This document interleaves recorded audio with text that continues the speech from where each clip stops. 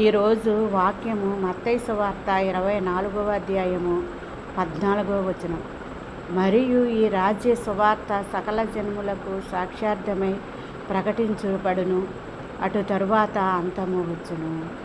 యేసు ప్రభువారు రాకడకు సూచనలన్నీ ప్రత్యక్షముగా జరుగుతున్నవి.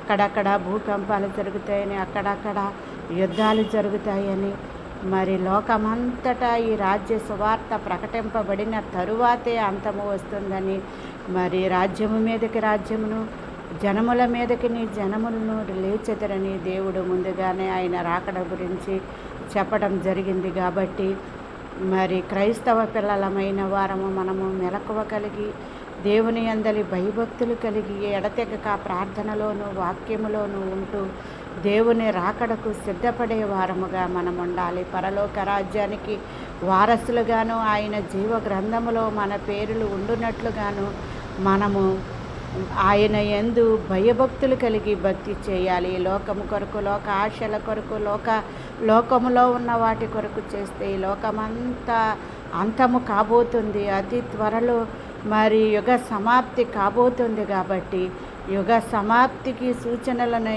ఇవన్నీ మనము గ్రహించి మెలకువ కలిగి ఉండాలని ఇక్కడ దేవుడు కోరుకుంటున్నాడు. ఆమేన్.